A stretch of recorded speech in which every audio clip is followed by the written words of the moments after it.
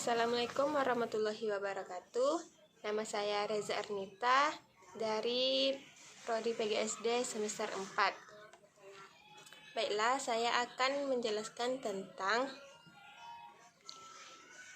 tema 1, organ gerak hewan dan manusia, subtema 3, lingkungan dan manfaatnya, pembelajaran kedua. Adapun tujuan pembelajarannya: 1. Dengan mengamati gambar, siswa mampu memahami kelainan tulang sebagai salah satu organ gerak manusia dengan peduli.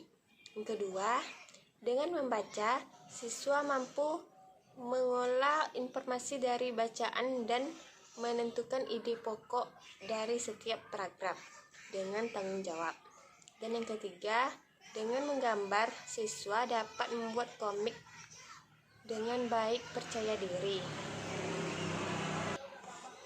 Dapat kita lihat bersama, ini adalah beberapa contoh kelainan pada tulang pada anak. Yang pertama adalah kifosis, yang kedua lordosis, yang ketiga skoliosis. Dan ini adalah cara duduk yang benar.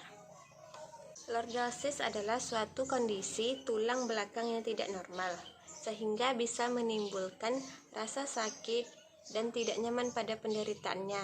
Ini karena tulang belakang mengalami tekanan yang lebih besar. Pada posisi normal, seharusnya tulang belakang melengkung sedikit di bagian leher.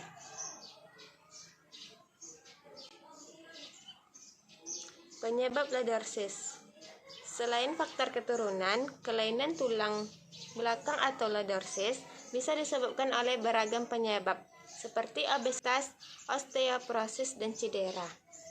Beberapa penyebab ini bisa membuat tulang belakang terdorong ke dalam dan menyulitkan gerak tubuh penderitanya.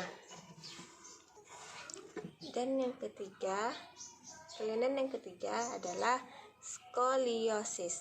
Skoliosis merupakan kondisi tulang belakang melengkung atau menyamping secara tidak normal. Kebanyakan kasus ada anak-anak sebelum masa pubertas.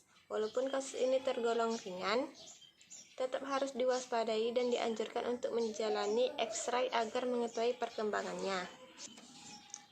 Skoliosis adalah kelainan pada tulang belakang yang ditandai dengan bentuk punggung melengkung, seperti huruf C atau S. Skoliosis lebih sering ditemukan pada anak-anak sebelum masa pubertas, yaitu sekitar usia 10-15 tahun. Skoliosis biasanya menimbulkan keluhan ringan, tetapi dapat berkembang menjadi parah seiring bertambahnya usia. Penyebab skoliosis adalah bantalan dan sendi tulang belakang yang mulai haus akibat usia. Yang kedua, bawaan lahir. Yang ketiga, gangguan saraf dan otot. Yang keempat, cedera atau infeksi tulang belakang. Dan kelima, cacat tulang belakang. Lalu, bagaimana cara posisi duduk yang benar? Posisi duduk yang benar yaitu pandangan lurus ke depan, punggung diluruskan. Seperti ini. Saya akan membacakan sebuah teks. Posisi dan sikap duduk yang benar dan sehat. Pak John sering mengeluh punggungnya nyeri dan pegal. Padahal Pak John tidak pernah bekerja berat. Pak John adalah seorang manajer pemasaran yang bekerja di sebuah kantor. Beliau sering menghabiskan waktu kerjanya dengan duduk. Tidak ada aktivitas fisik yang dilakukannya. Suatu sore, Pak John mengeluhkan sakitnya kepada Bu Catherine. Pak John merasa setiap kali duduk, kursinya serasa tidak nyaman. Bahu, leher, dan sekujur badannya sering pegal dan nyeri. Pak John merasa ada yang salah dengan posisi duduknya selama ini. Keluhan yang dirasakan Pak John banyak dialami juga oleh para pekerja kantoran. Posisi duduk yang tidak tepat dapat menyebabkan otot-otot bekerja secara berlebihan. Misalnya, ketika kita duduk menulis dengan posisi duduk yang tidak tepat. Kebiasaan menelepon dengan menjepit telepon di antara kuping dan bahu juga kebiasaan yang salah. Hal-hal semacam itu dapat mengakibatkan munculnya keluhan seperti yang dialami Pak Jan. Tulang punggung merupakan bagian tubuh yang memiliki peranan besar dalam menjaga kestabilan tubuh. Sebagian besar itu sangat penting bagi kita. Sebagian besar aktivitas kita sehari-hari dilakukan dengan posisi duduk.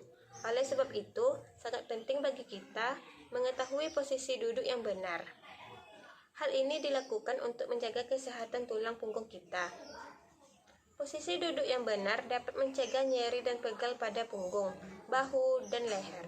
Pada saat kita duduk, usahakan posisi kepala segaris dengan tubuh dan menghadap ke depan. Bahu rileks dengan lengan atas berada pada kedua sisi tubuh. Posisi siku menempel tubuh dan menekuk membentuk sudut 90 sampai 120 derajat. Punggung ditopang secara penuh dengan penampang pada saat tegak atau sedikit bersandar. Posisi paha dan panggul ditopang dudukan kursi dan sejajar lantai. Sementara itu, lutut setinggi panggul dan membentuk sudut 90 derajat. Meskipun kita sudah bisa melakukan posisi dan sikap duduk yang benar, kita tidak boleh duduk terlalu lama. Kita harus sering beranjak atau sekedar mengubah posisi duduk. Jika perlu, kita lakukan gerakan peregangan agar otot kembali lemas. Pada saat duduk, apabila kita akan mengambil sesuatu yang berada di belakang, sebaiknya putarlah keseluruhan tubuh dengan memutar punggung. Menjaga kesehatan tulang juga bisa dilakukan dengan memenuhi kebutuhan cairan tubuh. Usahakan untuk memenuhinya dengan minum minimal 6 gelas sehari. Hal ini berfungsi untuk menjaga kelembaban otot dan tulang sehingga rileks melakukan fungsinya. Selain itu, hal yang penting yaitu memilih meja dan kursi yang tepat. Dengan demikian, kita akan terhindar dari rasa nyeri dan pegal setelah duduk. Dari teks yang telah saya baca tadi, kita harus menentukan ide pokok pada teks tersebut. Pada paragraf pertama, ide pokoknya, kadang saya merasa heran dengan Pak John yang sering mengeluh punggungnya nyeri dan pegal. Dan paragraf kedua, pada suatu sore Pak John mengeluh lagi tentang sakitnya. Pada paragraf ketiga, berbagai posisi yang tidak tepat dapat mengakibatkan otot-otot tertentu bekerja secara berlebihan. Itulah beberapa ide pokok dari teks tersebut. Ada kalanya kita bersama-sama untuk memahami ide pokok pada teks tersebut. Sekian, terima kasih. Assalamualaikum warahmatullahi wabarakatuh.